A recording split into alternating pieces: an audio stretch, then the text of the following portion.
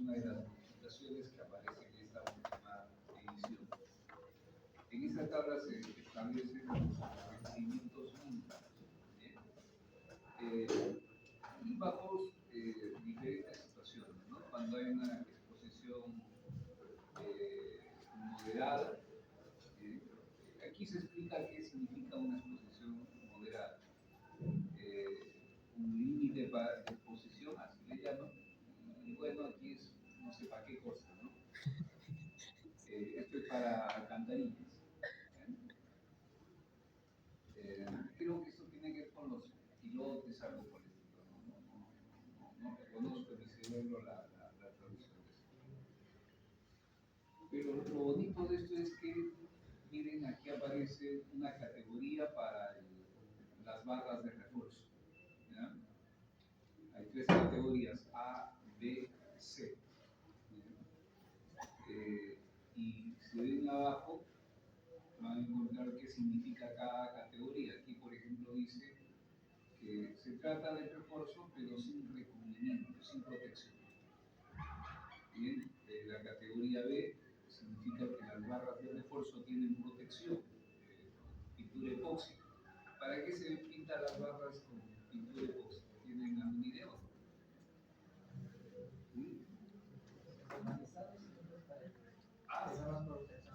Muy bien, para darle cierta protección a la corrosión. Entonces, en el Perú no tenemos esa costumbre, ¿no? Pero los americanos usan el por mayor y menor recubrimiento de barras con pinturas epóxicas, ¿no?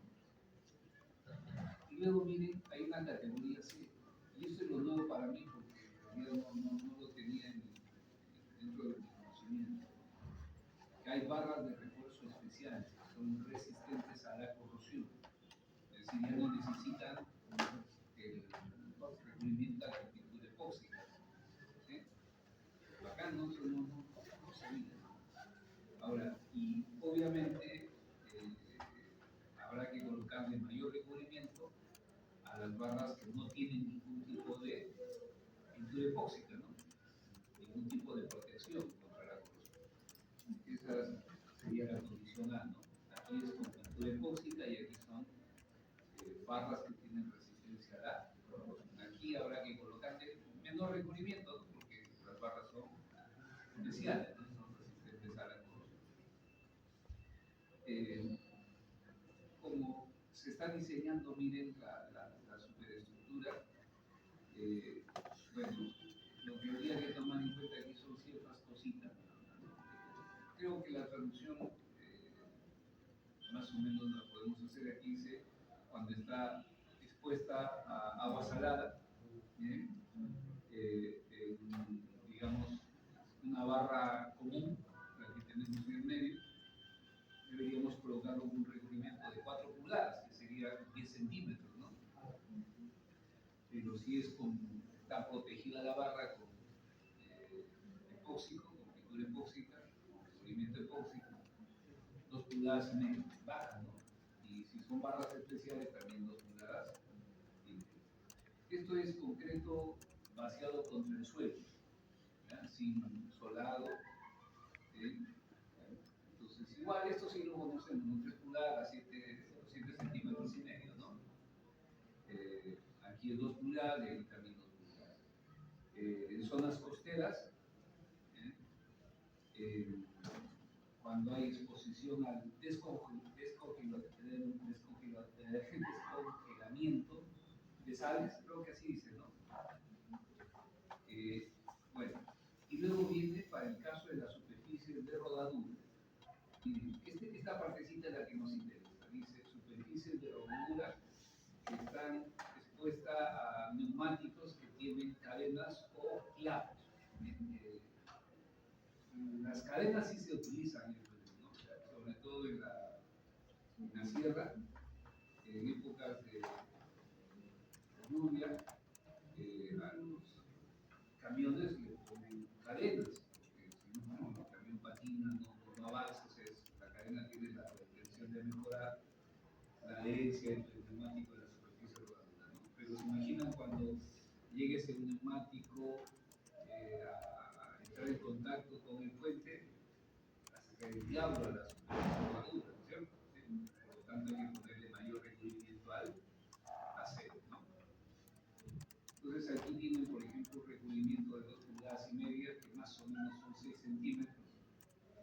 En el caso de las barras especiales, se podría llegar hasta 2 centímetros.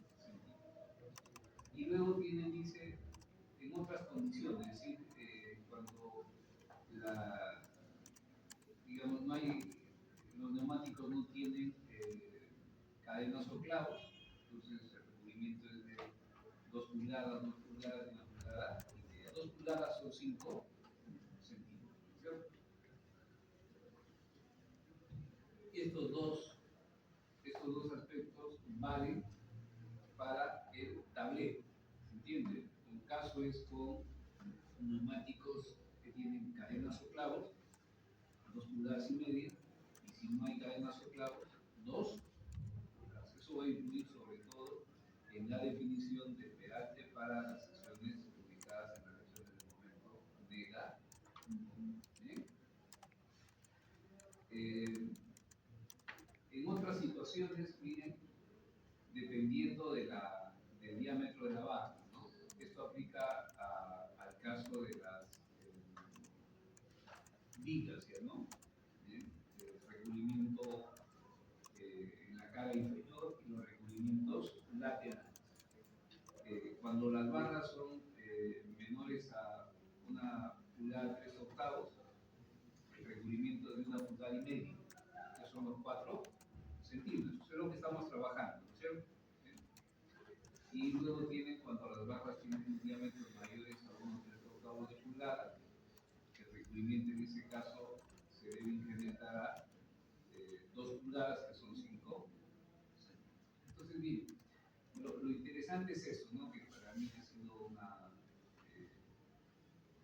novedad en esta nueva edición, este tipo de recubrimientos en función de la calidad de las barras de acero. Ahora, estos son lo que llamamos los recubrimientos básicos. Esos recubrimientos básicos luego se pueden reducir o incrementar dependiendo de la relación agua-cemento. Estos son los factores de modificación, ¿no? Entonces, por ejemplo, en el caso en que la relación agua-cemento es menor o igual que 0,40, estos recubrimientos se pueden reducir en un 20%. Es decir, se deben tomar, o se pueden tomar, se puede, no dice se debe, ¿no? Se puede tomar como el 80% de los recubrimientos indicados en esta tabla. Pero si la relación agua-cemento está entre 0,40 y 0,50, bien, debemos tomar los recubrimientos indicados en las tablas, porque su factor de modificación es de. Pero si la relación agua-cemento es de más de 0,50, entonces los recubrimientos indicados en esta tabla se deben incrementar en un 20%. Esto también es importante, no solamente en la etapa de diseño, sino en la etapa de la construcción. Cuando ustedes van a construir, tienen que conocer cuáles son los requerimientos. Y ese es un detalle que no solamente debe tomarse en cuenta en el caso de los puentes, sino también en la construcción de edificios.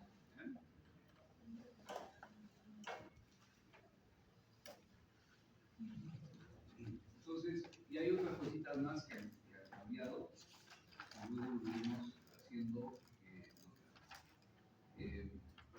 Nos hemos quedado acá, ¿no?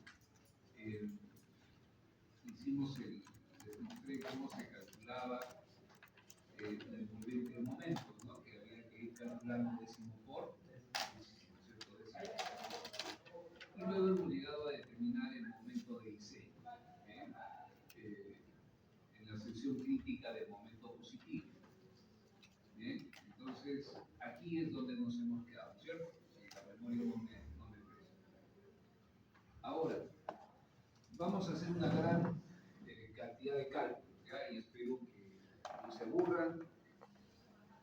Estamos en polares. Y les había explicado que por acá viene la envolvente de y que la sección crítica del momento positivo está acá, en el quinto décimo del tramo A. ese punto décimo, en realidad, probablemente aparezcan dos momentos, ¿no? Un pequeño momento negativo y un gran momento positivo. O sea, obviamente hay que diseñar para el máximo, ¿no? Y si hay mucha, digamos, duda, pues hay que diseñar para ambos, ¿no? Pero en el entendido que estos dos momentos actúan en diferentes instantes, ¿no es cierto? Sí, diferentes tiempos. ¿Eh? Muy bien, este momento ha resultado de cuánto? De más arriba, ¿no es cierto? 308.45. 308.45. ¿Eh? 308.45 toneladas metro líquido. Y la sección que debe resistir ese momento tiene esta forma. Aquí esto es 18 centímetros, por acá es punto 92, creo, ¿no?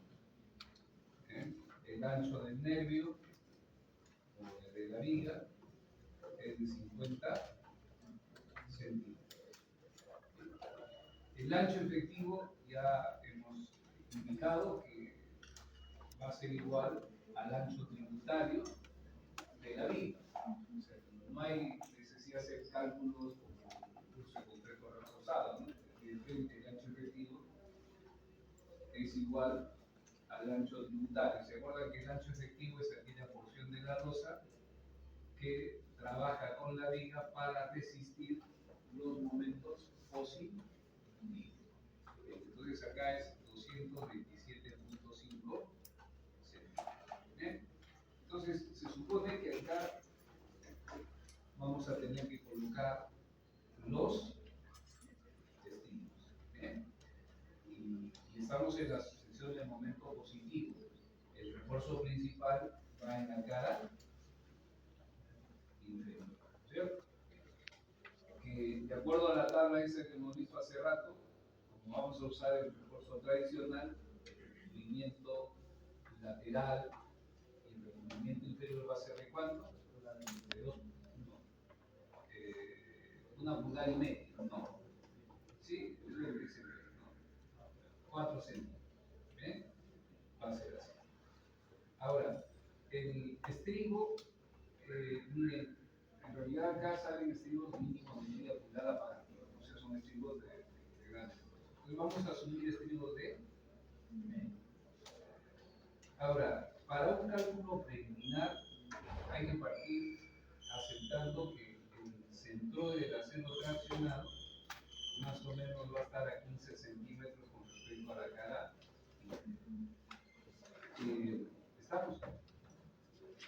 Esto obviamente solo aplicaría a las secciones críticas de momento positivo. Para momento negativo, el acero se va a disponer en una sola capa, porque el acero se tiene que distribuir en todo el ancho F. ¿Estamos? Entonces eso tiene otro. No se olviden que arriba el recubrimiento puede ser de 6 centímetros o de 5 centímetros. Aquí si los neumáticos llevan clavos y aquí en condiciones normales. Bien, bien, entonces aquí el peralte efectivo quedaría aproximadamente el peralte total menos 15 centímetros. Entonces aquí lo que hemos hecho es calcular el peralte efectivo que sale de 105 centímetros. ¿Bien? ¿Qué será? Pues, aquí D, ¿no? D será 120 menos, ahí están los 15 centímetros. Ahora, estas secciones pueden resistir el momento trabajando con sección rectangular o sección D. Bien, por lo general siempre trabaja como sección rectangular. Entonces, para que trabaje como sección rectangular, la oportunidad de compresiones tiene que quedar dentro del ala.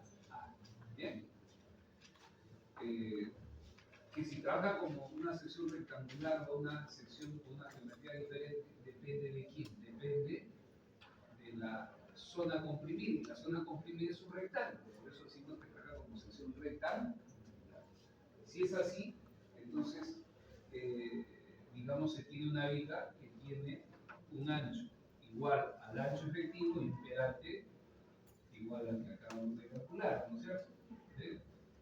Que el concreto que está por debajo del eje neutro no trae, y que ficticiamente tenemos una sección recta. Miren, hay diferentes formas de calcular el acero, ¿no? Si usted recuerda, se puede hacer a través de un proceso iterativo. Asumen A igual a de quintos y luego comienzan con el proceso, ¿no? Asumen A de quintos, calculan la cantidad de cero. Con esa cantidad de cero vuelven a calcular la profundidad de bloque de compresiones y así sucesivamente hasta que la profundidad del bloque de compresiones asumida coincide con la profundidad del bloque de compresiones al Q. Pero hay otra forma, ¿no? El proceso iterativo es resultado de cuánto. Esta ecuación, la que ven arriba, solo debe aplicarse cuando la sección trabaja como rectangular y además es simplemente reforma. O sea, no funciona para otras geometrías. ¿Se entiende? Entonces, solo sirve para secciones rectangulares, simplemente reforma. O sea, y si decimos que es doblemente reforzada, ¿qué significa? No. ¿Qué significa que decimos doblemente reforzada? Cuando lleva cero en la cara de compresión, ¿cierto? ¿Se acuerdan? ¿Sí? Entonces, esto solamente funciona en esas condiciones. Entonces, vamos a asumir la sección resiste ese momento trabajando como recta. Sería una viga que tiene un ancho de 227.5 y un pedante efectivo de 120, disculpen, de 105, ¿no? De 105 centímetros.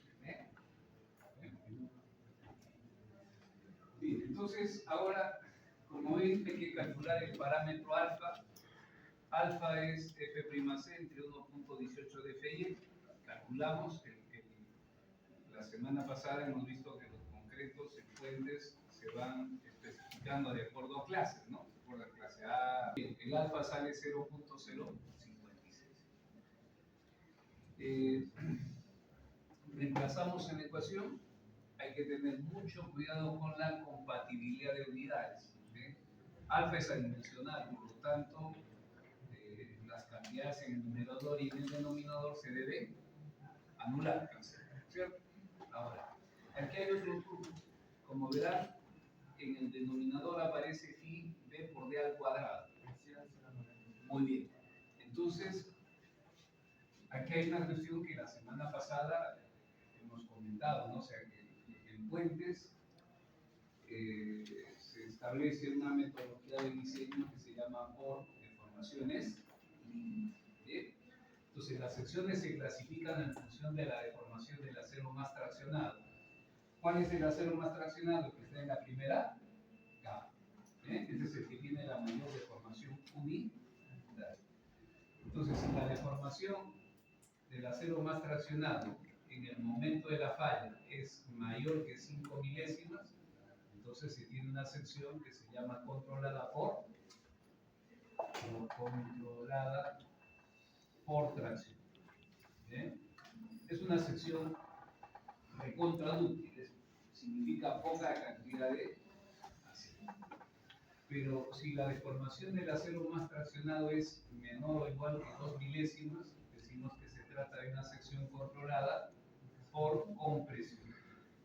¿Bien? Y si es, bueno, podemos decir que es frágil, pero en realidad ya el concepto ese ya como que está caducando, ¿no?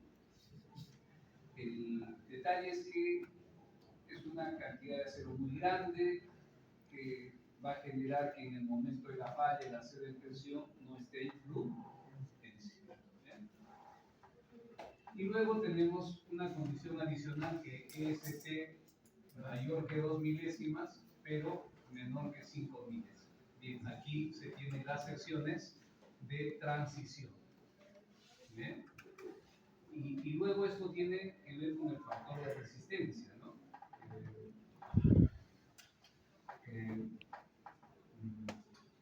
Puedo borrar por acá, ¿no?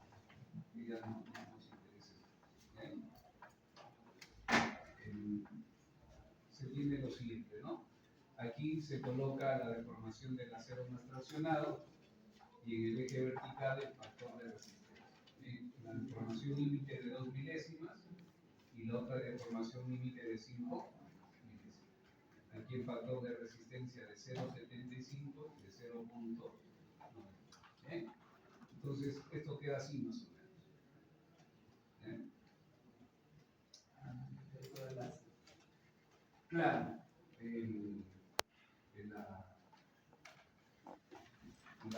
el enfoque de diseño es de acuerdo a la CITREN 18.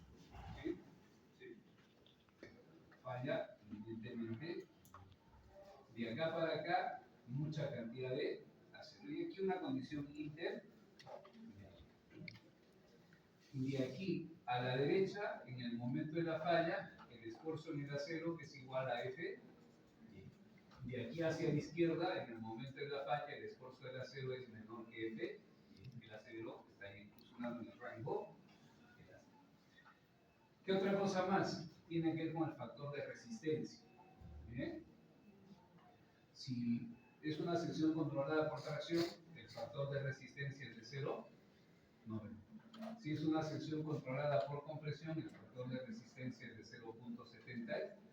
Pero si está en una zona de transición, el factor de resistencia es variable, de 0,75 y 0,9. ¿Sí? Eso pasa. ¿Bien? En puentes no hay una limitación. A ver, cuando diseñan una viga, calcula la cantidad de cero y luego hacen dos verificaciones. ¿Qué verificaciones hacen? No, pero ¿qué verificaciones? Ya que tienen que ver con cuestiones reglamentarias, ¿no?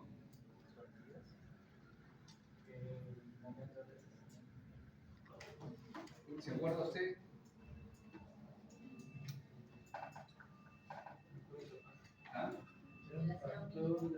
¿Ah? Muy bien, el acero mínimo, claro, el acero mínimo. Bien, pero también el acero máximo. No, o sea, ¿se acuerdan? Cuantía mínima, cuantía. No sé cómo les han enseñado, pero la cuantía tiene que ser mayor que la cuantía mínima, pero menor o igual que la cuantía máxima. Este es el enfoque que ya feneció, ya fue, ya no existe, ¿no? Bueno, todavía persiste en la norma técnica E060, pero ya en los enfoques modernos, formulados por el ACI, ya no se usa el concepto de la cuantía mínima y cuantía, bueno, la cuantía mínima se usa, pero ya se obvia el concepto de la cantidad máxima. Y nos dicen, oye, que este límite de acá es para evitar la falla frágil, ¿no es cierto? ¿Sí? Que necesitamos una falla. Bien. Entonces, pero aquí en Fuentes no hay limitación con respecto a la cantidad máxima. Entonces ya no se trabaja con 0,90. ¿Ah? No, sí, el 0,90 aparece todavía en las secciones controladas por tracción. ¿Eh? Entonces, les decía, miren, que en Fuentes no hay una limitación con respecto a la cantidad máxima. Con respecto a la cantidad máxima. Es decir, ustedes pueden colocar la cantidad de lo que se les ocurra. Pueden rellenar la viga con acero. ¿Eh? No hay problema. Si colocamos demasiada cantidad de acero, estamos acá en secciones controladas por presión. Entonces, cuando se coloca demasiada cantidad de acero, hay una pérdida de ductilidad de la sección. Pero esa pérdida de ductilidad se compensa cuando se calcula el momento resistente con un factor de resistencia menor a 0. No, se usa el 0,75 en vez de 0. ¿Se entiende, no? Entonces, no hay limitación con respecto a eso. Bueno, lo único que hay que conocer es que cuando estamos en esta zona hay una forma particular de calcular el momento resistente y cuando estamos de aquí a la derecha hay otra forma particular, ¿no? ¿Sí? Que de aquí a la derecha sabemos que el F sub S es igual a F aquí a la izquierda, primero hay que calcular cuánto vale el eje S. Y eso resulta de resolver nuevamente una ecuación de segundo grado en C. S, la profundidad del eje neutro. ¿Está? Bien. Bacán. Entonces, miren, aquí lo que tenemos que hacer es asumir el factor de resistencia, que puede ser 0,75, si quieren asumir 0,75, punto, ¿no? Problema de ustedes. O pueden asumir un valor entre 0,75 y 0,90, o pueden asumir un valor de 0,90. Luego se verifica. Entonces aquí estamos asumiendo 0,90. Bien. Como se trata de una viga de sección rectangular, entonces esa viga tiene un ancho de 2,275. Por eso aquí el B es de 227. Se reemplaza y se obtiene una cuantía de 3,4 milésimas. ¿Bien? Ahora, la cantidad de acero sale de multiplicar la cuantía por la sección efectiva de la viga. La sección efectiva es B por B, es el ancho de la viga, y el ancho de la viga es 227.5.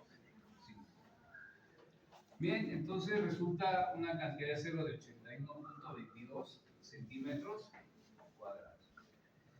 Ahora, lo que hay que hacer es, luego con esa cantidad, determinar cuántas barras y de qué diámetro, ¿no?, vamos a utilizar. Entonces, para eso, se supone que ya ustedes llevaron su curso de concreto reforzado y conocen más o menos los datos básicos, ¿no? Pero a efectos de un poco uniformizar lo que conocemos todos, usar valores que sean comunes, voy a poner la siguiente tabla. Diámetros de barras en pulgadas, ¿no? De 3/8, media, 5/8, 3/4, 1 pulgada, 1/3/8 de pulgada. Este es el máximo diámetro comercial que produce esto es en pulgadas. Aquí le voy a poner denominación. A eso también se le llama la barra número 3, la barra número 5, 6, 8 y la número 11. Aquí el diámetro expresado en centímetros, aquí es de 0. Aquí, acá, 1,59 acá, 1,91 acá, 2,54 y acá 3,46. La sección transversal de cada barra. ¿Ven aquí cuánto es? 0,71 acá, 1,27 aquí, 1,98 acá, 2,85 acá, 5,10 y acá 10,06. ¿Cierto? Esos son lo que nosotros conocemos. ¿Sí? Me acuerdo porque yo no solo me dijo enseñar, sino que también diseño, pues porque va a salir una cantidad muy grande, ¿no? Entonces hay que pensar en barras de mayor cantidad, ¿no? Entonces acá miren, si pensamos en barras de 1/3/8, ¿cuántas barras necesitamos colocar? 8,07.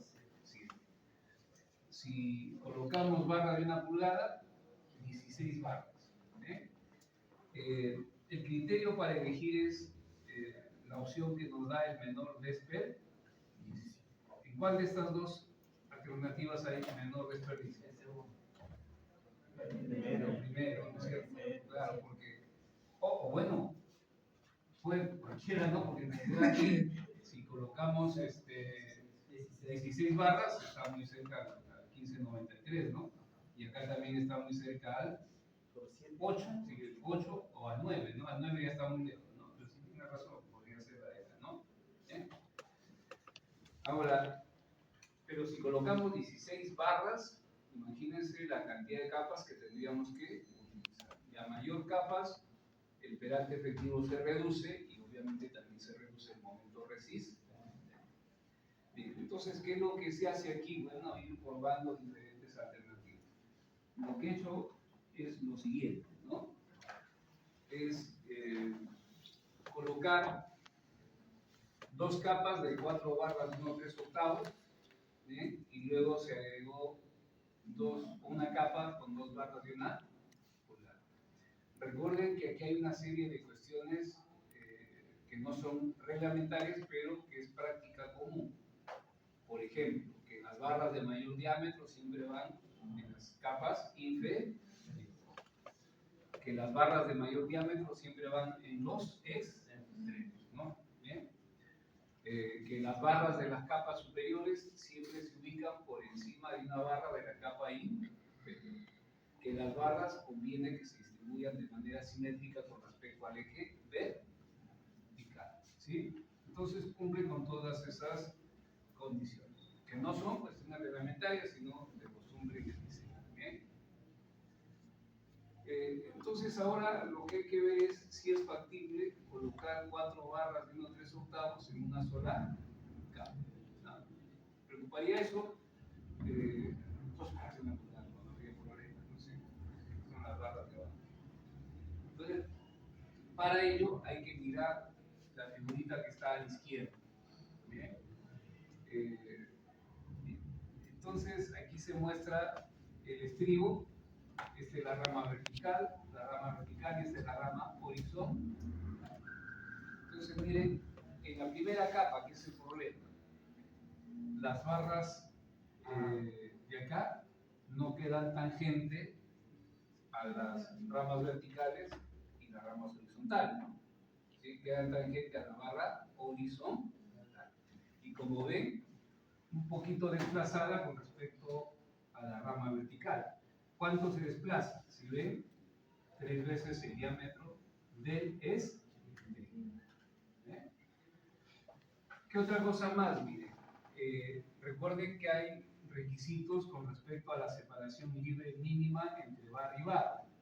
En puentes se maneja este concepto, ¿no? Que el espaciamiento libre mínimo entre barra y barra es de 1.5 veces el diámetro de la barra, el diámetro nominal de la barra, o 4 centímetros. Tomando en cuenta el espaciamiento mínimo, ¿bien? Y los recubrimientos, se puede establecer cuál es el ancho mínimo que debe tener la viga para alojar una cierta cantidad de barras en una sola capa. Bien, ese ancho mínimo está descrito en la ecuación que está arriba, ¿no? Que se puede deducir muy fácilmente, ¿no?